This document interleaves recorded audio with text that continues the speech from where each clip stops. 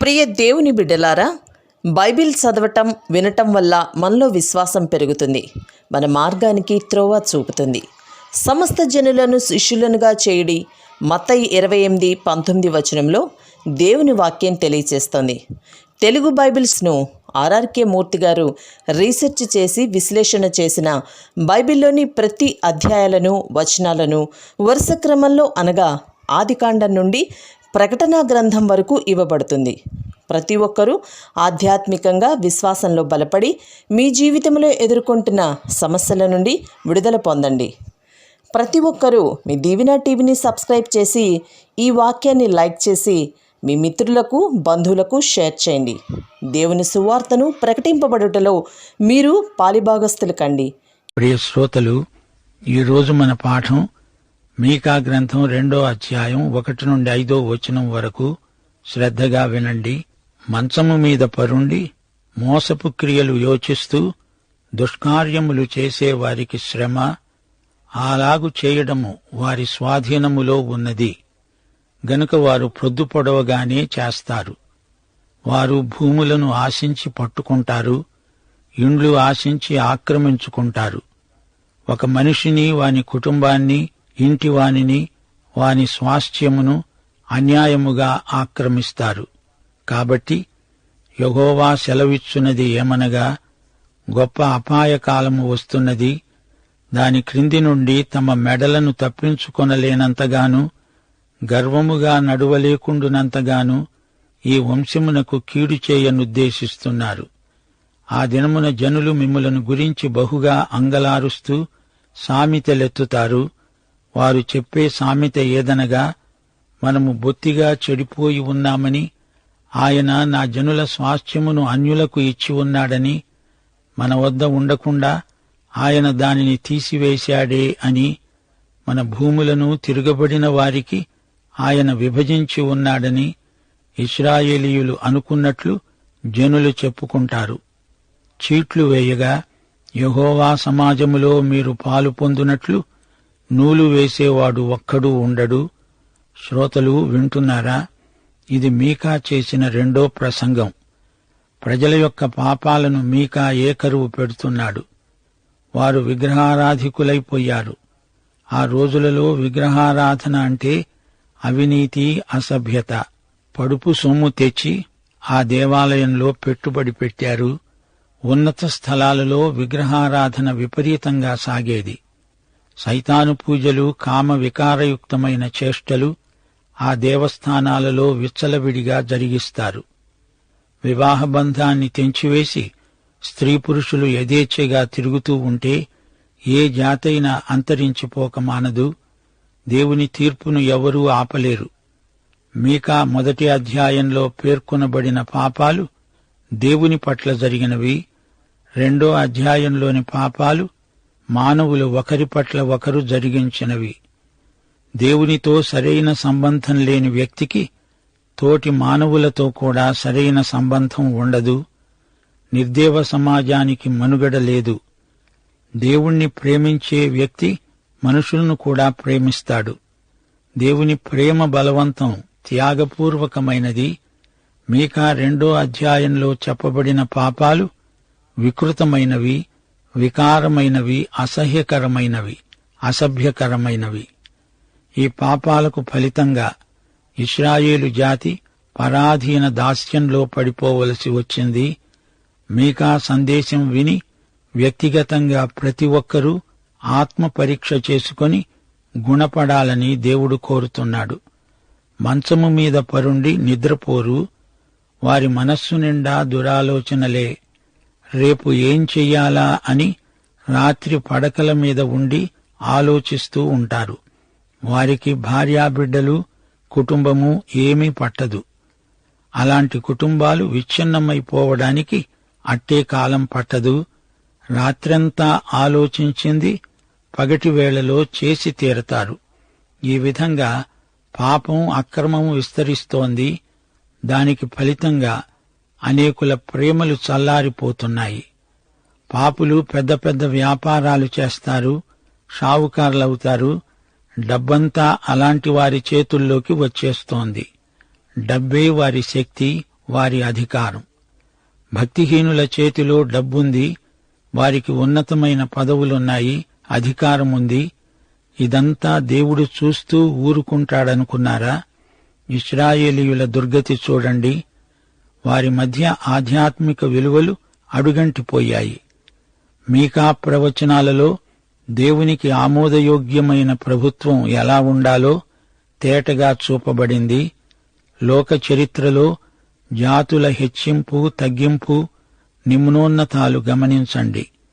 నిర్దేవుల చేతికి రాజ్యాధికారం వచ్చిందంటే ప్రజలకు హింసలే. దేవుని తీర్పు తప్పదు అని చరిత్ర మనకు పాఠం నేర్పుతోంది. మీకా అంటున్నాడు, మీరు రోజుకు 24 గంటలు పాపం తప్ప మరేదీ చేయతలంసరు. భూములను, ఇండ్లను అన్యాక్రాంతంగా, దౌర్జన్యంగా స్వాధీనం చేసుకుంటారు. అహాబు, యెజెబెలు కలిసి ఏం చేశారు? మొదటి రాజులు 21వ అధ్యాయంలో నాబోతు అనే అమాయకుని ద్రాక్ష తోటను అన్యాయంగా లాక్కున్నారు. యెజెబెలు అహాబు దురాలోచనలను అమలుపరిచింది.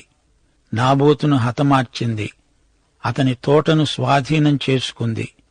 రాజెంతో, ప్రజలంతా. పెద్ద చేప చిన్న చేపను మింగేస్తుంది. ధనికుడు నిరుపేదను అణగదొక్కుతాడు. అధిక లాభాల కోసం ప్రత్యర్థులను హత్య చేయటానికి కూడా వీరు సిద్ధమే. ఆశాపాశానికి అంతమంటూ ఉండదు. ధనవంతులు మరీ ధనవంతులవుతున్నారు, బీదలు మరీ బీదలవుతున్నారు. అది నాడు నేడు లోకం పోకడ. తన ప్రజలు వాగ్దత్త భూమిలో ప్రవేశించినప్పుడు దేవుడు ఆయా గోత్రాలకు భూములను పంచి ఇచ్చాడు. ఆయా స్థలాలు వారికి స్వాస్థ్యముగా ఇవ్వబడ్డాయి. జుబ్లీ హితవత్సరం వచ్చినప్పుడు తాకట్టు తనఖాలలో ఉన్న భూములు ఎవరివి వారికి తిరిగి వచ్చేస్తాయి. జుబ్లీ హితవత్సరం 50 ఏండ్లకు ఒకసారి వస్తుంది. జుబ్లీ వచ్చింది. ఆ మరు సంవత్సరం నీ భూమి అమ్మినా, తాకట్టు పెట్టినా అది నీకు రావాలంటే 49 సంవత్సరాలు కనిపెట్టవలసిందే. దేవుని ధర్మశాస్త్ర నిబంధనల ప్రకారం బీదలకు తగిన రీతిగా కాపుదల కల్పించబడింది. దేవుడు బీదల పక్షాన ఉన్నాడు. దేవుడు చేసిన బీదలైతే వారిని దేవుడే ఎక్కువ ప్రేమిస్తాడు, ఆదుకుంటాడు. ఈ లోకంలో యేసు ప్రభు అతి బీదరికాన్ని అనుభవించాడు. బీదలకు ప్రభువు ఎంతో సన్నిహితుడు. దుర్మార్గులను దేవుడు శిక్షిస్తాడు. వీరి గర్వం అణచడానికి వీరికి కీడు కలగనిస్తాను అంటున్నాడు దేవుడు. వీరు అపాయాన్ని తప్పించుకోలేరు, చేసుకున్న వారికి చేసుకున్నంత. ఎవరు ఏది విత్తితే అదే పంట కోస్తారు అనే నియమం తప్పదు. చెడ్డవారికి చెడుగే కలుగుతుంది. తాము ఒక చెంప కీడు చేస్తూ తమకు దేవుడు కీడు చేశాడు అని కొందరు సణుగుతూ ఉంటారు. అలా కాదు. పాపం చేసేవారిపై దేవుడు తీర్పు అమలు పరుస్తున్నాడు. అపాయం మీ మెడల మీదికి వస్తుంది, జాగ్రత్త అని దేవుడు హెచ్చరిస్తున్నాడు. వీరిని అష్షూరు చెరగొనిపోతుంది. వీరి మెడలకు గొలుసులు వేసి వీరిని బానిసలుగా చేస్తారు. అష్షూరు వారు నిర్దాక్షిణ్యంగా ఇశ్రాయేలు ప్రజలను హింసిస్తారు. అపాయం మీ మీదికి ముంచుకు వస్తుంది, మీకు గర్వభంగమవుతుంది అంటున్నాడు దేవుడు. ఇశ్రాయేలు, యూదాకే గాదు, దేవుడు లోకములోని సమస్త జాతులకు తీర్పు తీర్చే అధికారం ఆయనకుంది. ఎలాంటి ప్రభుత్వము అని కాదు, పరిపాలించే వ్యక్తి సౌశీల్యం ముఖ్యమైనది. అందరూ వీరిని చూచి ముక్కు మీద వేలు వేసుకుని అయ్యో పాపం అని అంగలారుస్తారు. వీరిని గురించి సామెతలు చెప్పుకుంటారు. వీరికి ఇంకా నిరీక్షణకు ఎట్టి ఆస్పదమూ లేదు. మనం బొత్తిగా చెడిపోయాము. తిరుగుబాటుదారులకు దేవుడు భూములు పంచిపెట్టాడటగా అని చెప్పుకుంటారు. ఆరాధించేవాడు సమాజంలో ఒక్కడూ ఉండడు. శ్రోతలు వింటున్నారా? బీదలను అణగదొక్కే భూస్వాములను దేవుడు గర్హిస్తున్నాడు. యూదాదేశంలో కూడా అవినీతి పెచ్చరిల్లింది. ఇతరుల ఆస్తులను అన్యాయంగా లాక్కుంటారు. డబ్బుతో న్యాయాన్ని కొంటారు. రాత్రింబగళ్ళు చెడుగునే తలంచుతూ చెడు కార్యాలే చేసేవారికి శ్రమ అంటూ మీకా వారిని గద్దించాడు. ఒక వ్యక్తి ఆలోచనలను బట్టి అతని శీలం రూపొందుతుంది. ప్రియశ్రోత, రాత్రి నీవు నిద్ర పడకకు చేరినప్పుడు దేనిని గురించి ఎక్కువ ఆలోచిస్తావు? నీ కోరికలలో దురాశ దోబూచులాడుతోందా? ప్రక్కవాణ్ణి అణగదొక్కి నీవు పైకి రావాలని అనిపిస్తోందా? చెడు తలంపులు చెడు క్రియలకు దారితీస్తాయి, జాగ్రత్త. రాత్రి వెంబడి పగలు, పగలు వెంబడే రాత్రి, అలాగే నీ ఆలోచనలు నీ క్రియలు ఒకదాని వెంబడి ఒకటి తిరుగుతుంటాయి. ప్రియశ్రోతలు, మోషరతు గ్రామం నుంచి వచ్చిన మీకా ప్రవచనాలు అటు ఇశ్రాయేలుకు ఇటు యూదాకు ఎంతో సమయోచితమైనవి. సామాజిక నీతి న్యాయాల విషయం ఎంతో ఆసక్తిగల దేవుని ప్రవక్త మీకా. మీకా అనే పేరుకు అర్థం యెహోవా వంటివాడెవడు? దేవుని తీర్పు, రాబోయే దేవుని రాజ్యం, నిజమైన భక్తి ప్రతి ఒక్కరికి ముఖ్యమైన అంశాలే. వీటిని మనస్కరించే వారికి పవిత్ర జీవితం అలవడుతుంది. న్యాయనిరతి, త్యాగశీలం ఏర్పడుతుంది. ఇశ్రాయేలు జీవితమంతా పాపమయమైపోయింది. దేవుని ఉగ్రతను వారు పేరబెట్టుకుంటున్నారు. మీకా గ్రంథంలో క్రిస్మస్ వచనం, దేవుని ప్రవచనముంది. మెస్సియా బెత్లెహేములో పుడతాడు అనే గొప్ప ప్రవచనమున్నది. యేసు జన్మస్థలాన్ని గురించి 700 సంవత్సరాలకు ముందే ఈ గ్రంథంలో రాసి ఉంది. దేవుడు ఇశ్రాయేలుకు తీర్పు తీరుస్తాడు. విగ్రహారాధనను దేవుడు తొలగిస్తాడు. అష్షూరు ముట్టడి తప్పదు. దేవుని తీర్పునకు కారణాలెన్నో ఉన్నాయని మీకా చెబుతున్నాడు. ధనికులు పేదలను దోచుకుంటున్నారు. పడకల మీద పండుకొని వంచన విధానాలు కల్పిస్తారు. దురాలోచనలు చేస్తారు. తమ దురాలోచనలు నెరవేర్చుకోవడానికి వారికి ధనబలం ఉంది, అధికారం ఉంది. సమాజంలోని ధనికులు, అధికారులు తమ తలంపులలో నుంచి సత్యదేవుణ్ణి దూరం చేసుకున్నారు. అయితే దేవుడు వారిని కనిపెడుతూనే ఉన్నాడు. విపత్కాలంలో వారి సంపద, అధికారం ఎందుకు కొరగావు? ఇశ్రాయేలీయులారా, మీరు ఈ దేశంలో ఉండరు. మీరు శత్రువులకు బానిసలైపోతారు. రాబోయే అపాయం నుండి మీ మెడలను వదిలించుకోలేరు. ఆపత్కాలంలో మీరిక గర్వంగా నడవరు. ఆ కాలంలో జనులు మీ గురించి సామెతలు పలుకుతారు. సామెతే అంటే తిట్టు కవిత. శోకరసం ఉట్టిపడే పాటలతో మిమ్మల్ని ఎత్తిపొడుస్తారు. మేము పూర్తిగా పాడైపోయాము. మా ప్రజల భూభాగాన్ని ఆయన ఇతర జనములకిచ్చాడు. అది నాకు లేకుండా చేశాడు. మా పొలాలను ద్రోహులకు పంచి ఇచ్చాడు. అందుచేత చీట్లు వేసి మీకు భూమి పంచిపెట్టడానికి యెహోవా సమాజంలో ఎవడూ ఉండడు. మీకా గ్రంథమంతా ఒక కవిత.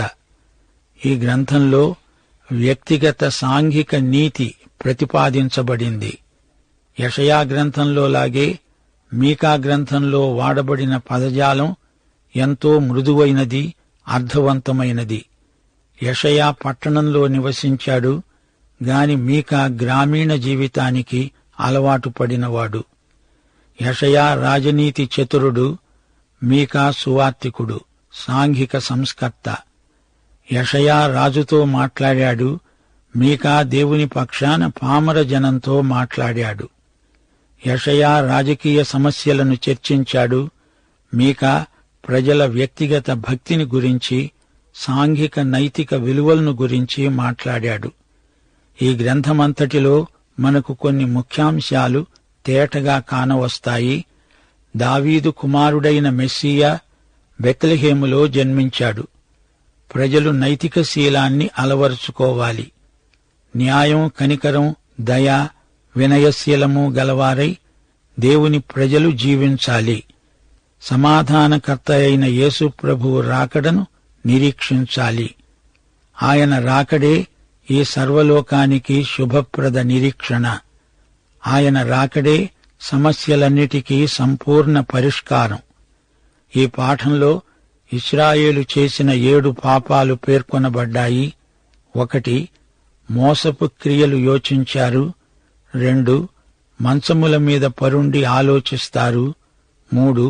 పొద్దుపొడువుగానే దుష్కార్యాలు మొదలు పెడతారు. 4. భూములను ఆశిస్తారు. 5. వాటిని పట్టుకుంటారు. 6. ఇండ్లను ఆశించి ఆక్రమించుకుంటారు. ఒక మనిషిని, అతని కుటుంబాన్ని ఆక్రమించుకుంటారు. పాఠం ఇంతటితో సమాప్తం. ప్రభు అయిన యేసుక్రీస్తు వారి కృప, తండ్రి అయిన దేవుని ప్రేమ, పరిశుద్ధాత్మ యొక్క అన్యోన్య సహవాసము మనకందరికీ నిత్యత్వము పర్యంతము తోడై ఉండునుగాక.